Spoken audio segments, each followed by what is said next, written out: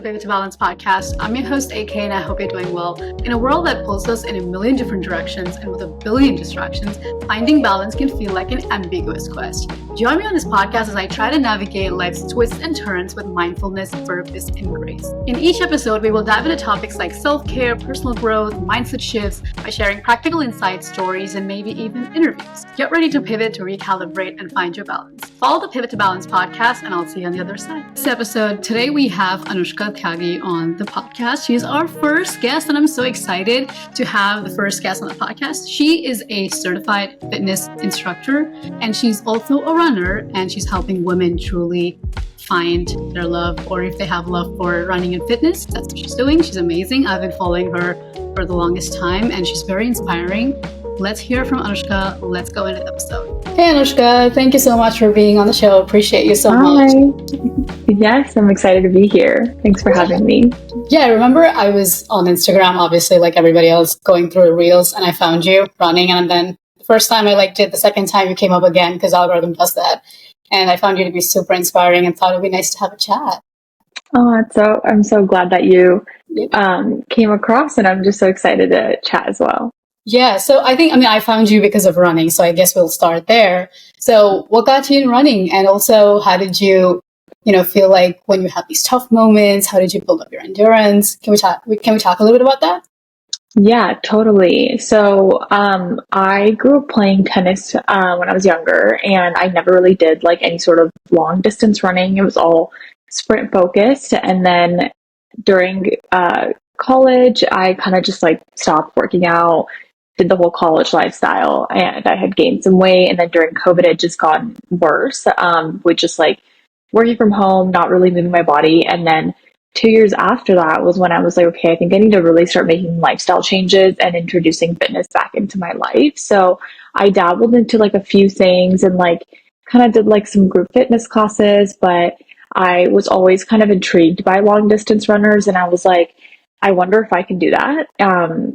So I basically just was like, let me just start running a mile and see if I can do that. So kind of worked my way up from there around 2022. And then I met my boyfriend at the time as well, or still my boyfriend, but at the time he was like a big runner. And so we would basically do it together.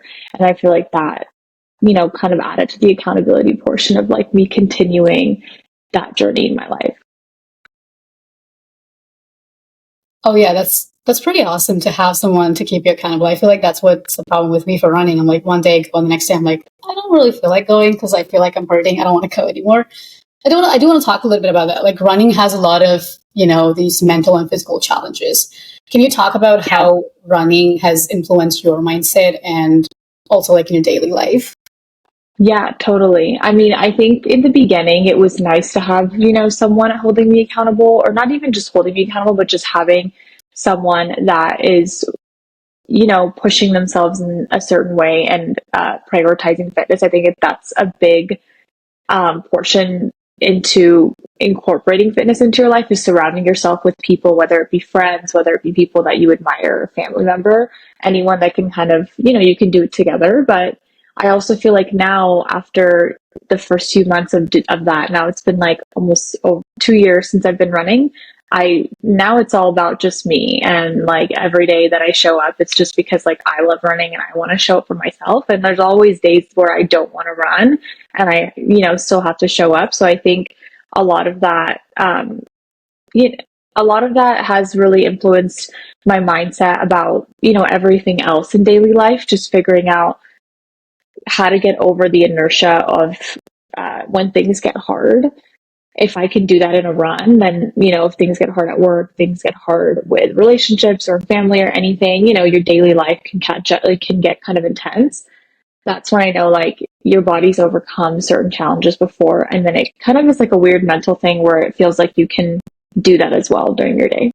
Oh yeah, definitely. But also, I've had these moments. I'm a classical dancer. I've had these moments where I just say like, I'm hurting. I injured myself. I don't want to dance anymore. So have you had those moments when you're running, and how do you come out of that mindset even when you're hurt? Right. I mean, I think there's two ways, right? Like there's one where you're feeling uncomfortable during some physical activity. There's a point where, when I'm running or anyone's doing some sort of physical activity in fitness where something feels challenging, it feels a little uncomfortable. There's, I think, a line between understanding your body where, hey, I'm not feeling the best right now, but I know I can push myself. Like, it's just something that's like unknown territory. And I know that I can just continue pushing through because I just don't want to do it because it feels uncomfortable. Yeah. But then there's another threshold of like, okay, I'm actually starting to hurt. Certain muscles are hurting, certain joints are hurting. This isn't good. And like, I've made the mistake of not listening to my body then and just feeling like, okay, no, I'm just going to push through this like actual hurt that's happening. And I know that it feels in the moment kind of discouraging because you're like, no, I can still do this. I'm just going to push through. I always tell everyone, like, you need to just stop. Like, it's better to just let that day be a day where you ran less or you worked out less or you did something less versus then you having to be stuck in a 3-month recovery, because it's happened to me before. And that happened when I was training for my half marathon in the winter time. And then I got an injury right around New Year's. And then the first 3 months of this year, I was basically just even like trying to get back into running a couple of miles. So I feel like in hindsight, now I know. And I always tell people that there's a difference between being uncomfortable and then there's a difference between like your body actually hurting and it needing rest, or you needing to like change up your training in a certain way so that way you can come back the next day stronger. That's interesting. But then let's say that we don't have problems. We just don't have that consistent mindset of the discipline to stay motivated to go running every single day. What advice would you have for someone that wants to do that, but just can't find consistency and the discipline to do that? Totally. I mean, consistency and discipline takes a lot of time. And so I always like encourage people to not beat themselves up for it. But also a lot of it is just about incorporating habits into your life. I've like made videos about this a lot. Sometimes I like chat about um, the fact that in the beginning of doing something new, especially when it comes to physical activity or running, those endorphins that you get after exercise aren't really going to hit right away. In the beginning, you need to come up with something else that is going to give you that endorphin hit right after. So that could be you ran a mile and it was really difficult and it sucked the entire time, but you're going to text a friend and get really excited about the affirmation that they're going to give you. Or you're going to get your favorite treat the week because you rewarded yourself for that. Maybe you get yourself a new workout, set, something along the lines that kind of gives you that endorphin hit, because in the beginning, for the first month, even a month and a half, it's not going to feel good because your body is getting used to doing something that's completely different from what it has been doing. Then after that month and a half, your body will just know, like, okay, at 5 p.m. we usually go on a run. It usually feels really good. And then you're just going to kind of get used to it because your body's built in like a habit. So I always try to like encourage people to have other rewards that are set up in the beginning of you incorporating running into your lifestyle. That way you can keep it consistent, keep it going without it feeling like, wow, this is like continually sucking. And like, when is it going to get better? Because it will get better. You just have to make sure you make it through that hump. Yeah, 100%. Speaking of which, do you have any post or pre rituals that you do just to like get excited about going on a run? I feel like, I mean, with my long runs, especially now that I'm trading for a half and at just 1 month, and um, I'm running distances on the weekends that I haven't ran before. So, seeing a 10-mile run on my Sunday calendar is like freaking me out throughout the week. But what I know is that, like, okay, what's going to get me out there is that on my long runs, I always like treat myself, like whatever I want to eat afterwards, because I'm going to be starving afterwards. I get it. I go out. I know that I'm just going to get whatever I want that's going to fuel my body after my long run. So that's a great like post run ritual that I feel like everyone can have. I feel like it doesn't really matter what you eat after that run, especially when you've done something that is so difficult and you want to reward yourself. In terms of I always make sure that I'm setting myself up for success, because I feel like a lot of the reason why people don't like running too is because they're not preparing for their runs properly. You do need to be eating a lot of carbs the night before. How people kind of say to carb load.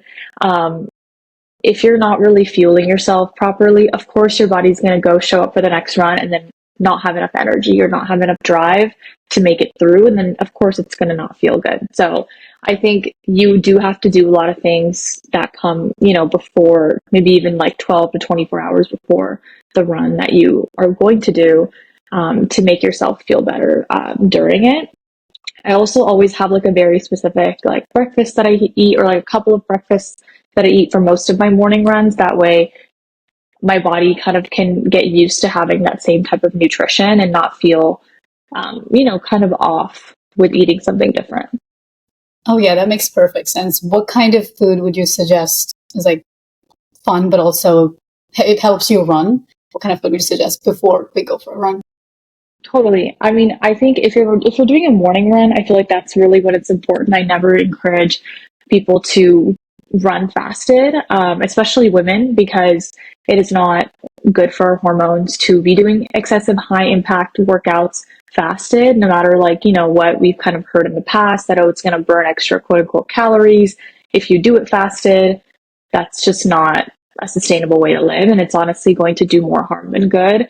So definitely eat before any sort of run, especially in the morning. And especially if you're having caffeine before your run, you're really spiking up your blood sugar and your cortisol, and then so is the running. So what I kind of like to do, and like what I've kind of learned about through my research of just what's best to be eating, is just a little bit of protein and a little bit of carbs. So it doesn't have to be like a whole full meal before you run. You shouldn't do that. But I kind of just like eating like a small like protein pancake. It has, some carbs in it, protein in it. So you can have like a protein smoothie. You could do, a piece of toast with some peanut butter, banana, honey, to get, some healthy fats in there, sugars for the run. So there's lots of different things that you could do. You could do cottage cheese, like on toast. So yeah, I kind of like to do a variety of those things. That way I can stay, fueled for that run. And then it just makes it so much better, because then I'm like, okay, I know I did the right things leading up to it. So I know that it's actually going to be a good time. Yeah, this is good to hear because I've heard a lot of people say that you're not supposed to eat before you go for a run, and that makes me feel like I don't know if I can do that. But great to hear that from you that we can't eat before we go for a run. Yeah, no, and you definitely should be eating before you go for a run. I think another thing that I picked up from you was like learning Pilates through your videos. So can we talk a little bit about that? I want to understand. You're a Pilates instructor, and which is very different from running. So a lot of people might not be familiar with it, right? So can you explain what Pilates is? And also, it's like it's been treated as this celebrity workout. At least that's how I found out about it. A lot of people say that it works. So what would you say? Like it works, it doesn't work? Do you have to combine it with running, or do you just do it separately? How is it different from weightlifting? Yeah, that's a great question. Yeah, so I mean, Pilates it's a low impact workout, combining more time under tension, which means that you're using lighter weights or no weights, body weight, and you're doing a lot of higher reps compared to like weightlifting would be more focused on increasing the amount of weight and the load on your body and your muscles for a shorter amount of reps, or for a specific targeted amount of reps. So with Pilates. So I became Pilates certified about a year and a half ago. And so I've been teaching group fitness classes, and I love the group fitness environment. I feel like if you've gone to a group fitness class, you can just tell, the energy's there. The music is loud and fun. And I feel like it's a great way to just start off your fitness journey, because it really holds that accountability portion of it, because you have to go to a class at a certain time. And if you don't show up, they charge you. So it's great for that accountability aspect. But in terms of Pilates and just kind of the benefits of it, and like you mentioned, what it's all about is I know it's been getting really popular and like really trendy now, and I know that like some of it can be kind of expensive with the studio memberships and all that stuff, but there are so many resources out there where you can totally do Pilates at home. All you really need is like small weights, or if you have a gym membership with 2 to 5 pound weights, there is so much that you can do. I think it's really, really great for women to incorporate Pilates into your routine around your menstrual cycle, your luteal phase, like leading up to your menstrual cycle, because yes, you should definitely not be doing heavy, high impact during that time. So it's great to really mix that up. in my program where I coach girls, that's where I incorporate the hybrid training method, which is running, strength, and Pilates. So a combination of all three is really what I found has gotten me results and have gotten so many other women results. So I think it's definitely better to incorporate Pilates with other forms of fitness. I think it's not fair to say, I do see a lot of like the narrative out there that Pilates is what specifically gets people toned. I think you do have to start off with a very low or lower body fat percentage to see immediate results with Pilates, because Pilates is targeting those tiny, tiny muscles all over your body. So you can be getting stronger with Pilates, but if you still have a higher body fat percentage, which you can target through strength training or cardio, then it would be harder for your muscles to kind of show and for you to see those physical results. But I do love, like, the mental and just full body results of Pilates. I feel like that makes me feel really great, makes me feel really energized in a very short amount of time, especially like I mentioned around my period. Yeah, that's perfect. But I do want to understand, when we talk about balancing Pilates with something else, what would you say is like the ideal split between doing Pilates these many days and then do something else? If it's not running, if it's weightlifting. Yeah, totally. I mean, weekly splits definitely depend on your fitness goals specifically. So it's kind of hard to like say ideal with like weekly split because that doesn't quite exist. But I mean, if you're looking for kind of a generic one, I think I'd always recommend about 2 days of cardio, maybe 3 days of strength training, and then 1 to 2 days of Pilates or 1 day of rest. You can kind of like, mix out something like that, depending on, which day you want your rest. But I would kind of do that as your weekly split. Or if you feel like you really are having more of a fat loss goal, then I would up the cardio. So maybe like 3 times a week, 2 times strength, and then like 1 times Pilates. You can kind of, figure out what you like. And also in terms of cardio, that it's not necessarily just mean running. In my program, I always, ask the girls, like, if they do like to run. Of course, like, I love running, but like, I don't think that you need to do something if you don't like it. It's not for everyone. So there's definitely lots of other ways that you can cross train and still, get your heart rate up and do the high impact workout to reach your goals. Yeah, 100%. I love that. I love that you said that it depends on what you like, because a lot of people have these plans that you have to follow, but it doesn't work out the same way for everybody. And it's always very totally put a lot of pressure on yourself to like achieve a certain goal. I do want to talk about the classes that you offer. Do you want to talk a little bit about that and say what you do there and how can people reach you? Yeah, totally. So I do have a online one-on-one coaching program, and with that, it's been kind of going for the past like several months, and the girls that I have in there are just so amazing. I feel like it's a great program for someone if you are just really ready to make a change in your life and you're ready to get that personalized guidance. When I was going through my weight loss and fitness journey, I started off taking group fitness classes because it was just easy and accessible. But I was realizing that I was just going to these group classes and not really seeing results because, I mean, a group class is not personalized towards you. It's more for the vibe. It's more for the accountability and the energy. So I then, got some personalized guidance for myself. And that's when I had mentioned the hybrid training method. And so that's after a while of, doing that and just getting comfortable with that with my own body and seeing those results, I really felt like that was a great way for women to be able to highlight their results quickly. And so the girls in the program pretty much get a personalized weekly split depending on their goals. So I think it's really nice because you kind of have, your workout set out for you for the day. You have videos, you have me explaining exactly how to do each exercise in the proper form. So you have it all laid out, and it kind of takes away that extra mental, inertia and just like strength. People would be like, oh, what do I do today? What do I do? And then also we have like weekly check-ins, because I feel like it's really important to like, for me to make sure that everyone's progress is on the right path. They're reaching towards their goals. And then the hormone cycle syncing aspect of it, I think, is really awesome, because I feel like lots of people out there have monthly programs, but it's not quite catered towards either women, or it's not quite catered towards your specific hormonal cycle. Everybody feels different during their cycle. Some people, don't have a lot of cramps, they can kind of push through.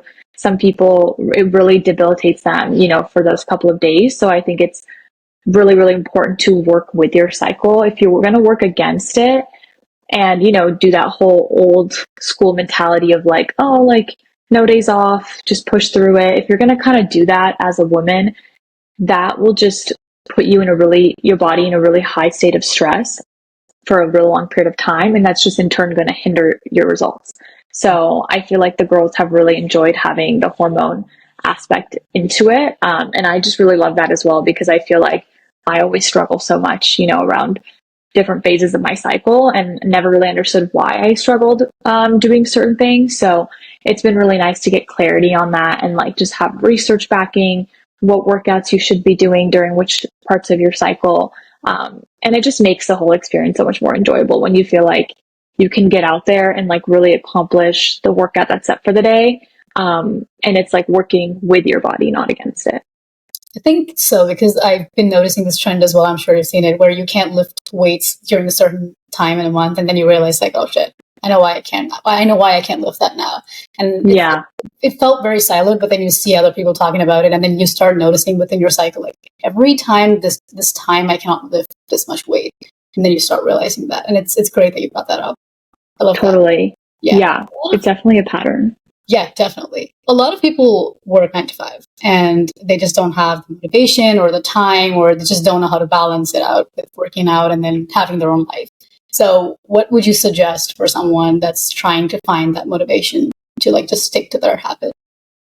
Yeah, definitely. I mean, I totally relate to the whole 9 to 5 lifestyle. I've done fitness my whole life with a 9 to 5. And so I think that it's very doable. I mean, anything is doable.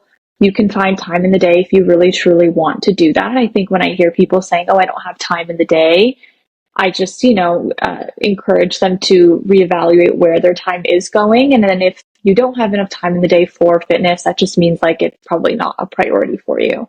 So I think the first step into that is really being honest with yourself, really reevaluating where is your time management coming from. And of course, be realistic. There are obviously going to be some days where we're all really busy and we truly don't have time to do it, but that's okay. But doing more of a holistic check on yourself. And when something becomes a priority in your head, you make time for it, you make it work. And like I have some girls in my program that like their one time for themselves is either like 6 a.m. in the morning or it's 10 p.m. in the morning. And they know that if they need to check off that workout for the day, they'll do it either early morning, later at night, middle of day, whatever that needs to be done to prioritize themselves. So one of my like biggest tips, I think, to incorporate fitness in your 9 to 5 that I always give all of my girls and just like anyone that asks is your 30 minutes of working out is a meeting with yourself. It's a commitment to yourself. And I always encourage everyone to put it in their calendar. To this day, if someone sees my calendar, I have my workouts literally blocked off as a meeting with myself in my calendar. So like, let's say from 5 to 6, I know that my work day doesn't end at 5, it ends at 6. So the same way how I would never, leave work at 4 p.m. If my boss says there's a meeting from 4 to 5, you would never leave work early because that's a meeting. Same way as like I would never leave work early before 6 because I have a meeting from 5 to 6 that's with me. So that's been really nice. I think it's really a great way to approach it, knowing that like, hey, it's set in stone, you can't move it.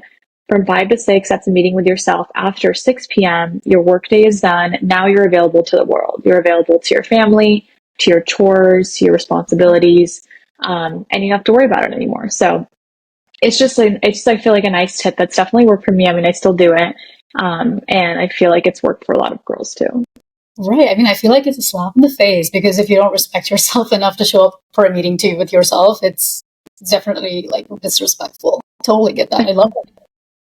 Yeah. Yeah, please go ahead. Oh, no, I think I was just going to say, like, I think there's definitely a balance between, having grace for yourself. But I think at the beginning, you do have to be stricter and you do have to be a little bit more disciplined, and then later off you can kind of take your foot off the gas pedal a little bit because it's become a habit, it's become part of your routine, and you won't go a day without it. Because you, like I mentioned, your body's going to release those natural endorphins. So I definitely feel like in the beginning, it's super important to set yourself up for success as best as you can. You know, like, of course, if you're not sleeping well, you have a long commute, or just other things that are happening in your life where you're spread out so thin, of course, it's not going to be reasonable for you to work out at 9 p.m., right? So how can we kind of move things around so you're not setting yourself up for failure every single time when you miss that 9 p.m. workout, which is super late for a lot of people. I just kind of like to encourage, like, make your schedule work for you, and then like find a time where that you can realistically stick to. Right. Yeah, that makes sense. That makes a lot of sense. I did have I was talking to one friend about doing this podcast with you, and a couple of my friends were asking this question, and they wanted me to ask you this question, which is like, a lot of people work out, but they don't like have the ideal working out kind of body. So does that mean that they're not actually healthy? Do you have any thoughts on that? Okay, I definitely see what you're saying. I mean, absolutely not. I don't think that there needs to be an ideal, workout body at all. Like, there's so many people. I think that's what's so great about social media and the fitness world, is that there are people that can look like, have different, maybe have like more muscle. Some people are on the leaner side. Some people like doing are maybe like into boxing, or some people are into ballet dancing. All of those different types of sports and fitness movements alter your body in different ways, and make you stronger in different ways. And then also genetics, of course, has a huge, genetics have a huge role, of course, in the way that your body's going to turn out. And so I always encourage people to not follow things that in terms of the way that you think you want to look, because I feel like even in the beginning, there was times throughout my life, of course, we've all fell victim to this, where you have a goal that's very physical focused. And I think most of us can agree that like it takes a long time to see results. The before and after pictures that I share, those have been taken over the course of over 2 years. So, and that's been like over 2 years of, showing up for myself every single day. Right. So that's like over 600 days. So I always try to like, tell people that like it is like going based off of physical results as your number one driver is again going to set you up for success. I'm sorry, not going to set you up for success.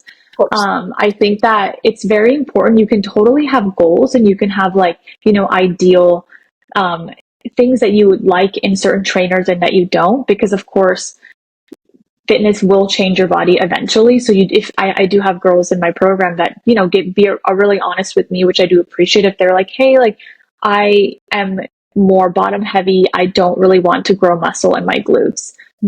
Amazing. I think that that's super great. And I think it should be really allowed for people to voice those opinions. If someone's like, hey, like I really want to lean out my arms, but I don't really want to like grow my glutes. Awesome. I think that's a conversation that you should definitely have with your trainer, and then, get personalized workouts based off of that. So you can totally work towards a certain physique goal, but it shouldn't be the main reason as to why you're doing fitness, because it won't sustain, because you're not going to be able to like show up every day, because there's going to be lots of days where you're going to look the same. But I think that like, I always say that what's helped me in terms of getting, through those several days where maybe like your physique isn't changing and you're still kind of looking the same, I always think to myself, how can I just perform better tomorrow? So like, let's say if like eating is a thing, or nutrition is part of, the way that you're going to look eventually, whatever I'm going to eat today is going to help me reach the 2 miles tomorrow, or reach the 10 miles tomorrow, or it's going to help me, lift another 10 pounds heavier in the gym tomorrow. So if I eat like a huge slice of pizza, or like a huge, box of pizza the night before, it's just not going to help me perform. So I kind of phrase it that way, where I'm like, okay, I'm doing fitness and nutrition because I want to perform better. I want my body to actually show up for myself, instead of thinking about like, oh, like I can't eat that because it's going to do something to my body physically. I don't like to look at it that way. I just try to like approach fitness in a way where I know that I will perform well if I fuel myself properly, because food is fuel at the end of the day. And then once you kind of get consistent with it, like I mentioned, make it a habit in your day to day. You start feeling good with all the endorphins that you're getting from any sort of physical workout that you want to do. That's when over time you'll start seeing the physical results, because that'll inevitably happen. If you're being consistent, there is no way that that's not going to happen if you're doing the workouts that are specific for your goals. Oh yeah, 100%. I love that answer. Thank you so much. Yeah, totally. I'm curious to know, like, what's next for you, and what exciting projects are you working on, or anything that you're doing next? I'd love to hear about that. Yeah. So, like I mentioned to you, I do have a one-on-one coaching program right now, but I'm actually working on, hopefully in the next like couple of months, creating an online platform, because I feel like there's a lot of people that um, reach out to me and like for example, like you find me through running, and I feel like there's lots of room in the fitness space to combine strength and Pilates for runners specifically, and how to become a better runner, resources and how to do more knee strengthening exercises for runners or leg workouts for runners, because I know those are like really common issues that a lot of us have. So I'm definitely working on kind of an online fitness platform where lots of people can have access to it. It's at an accessible price point, and it's not quite, if you're not ready for the commitment or don't really have the time to do the one-on-one, I think this is going to be a great option for people that just want to have resources and just do it at their own time. And it's just like available to anyone. I love that. That's such an exciting project. I think I'm gonna try it. I think I will try it. Yeah, no, I when it's all finished and like launched, I'm really excited to like share it and then get everyone's feedback. Yeah, you guys should go follow her, so you'll know. Yeah, I do want to ask you one other question. People are Totally. getting started here. What's like the one piece of advice that you would give them? Yeah, I mean, getting started running. Yeah, or any fitness for that matter. Okay, yeah, I mean, I guess I'll do running because that's a question I get asked a lot is, like, how do I get started? Mhm. I think that the best thing that I did when I first started was I followed like a very specific um, way to get up to that 1 mile and then to increase after that. I feel like a lot of people, they maybe get to that 1 mile and then they just want to increase it really fast. They do two, they do three, and that is not quite sustainable. You need to really increase by only a half mile every single weekend. I have a free 5K plan just like on my Instagram. So that's just where all of that's highlighted of like, you know, every week, what should you really be doing to gradually increase your pace after that 1 mile? Because you should be running 1 mile for honestly a month before you increase, because that 1 mile is always going to be the hardest, even for me sometimes, after I've been running for a long time. So if you can get your body really, really, really comfortable with that 1 mile for about a whole month or so, that's when increasing will feel a lot easier instead of just doing it like right away.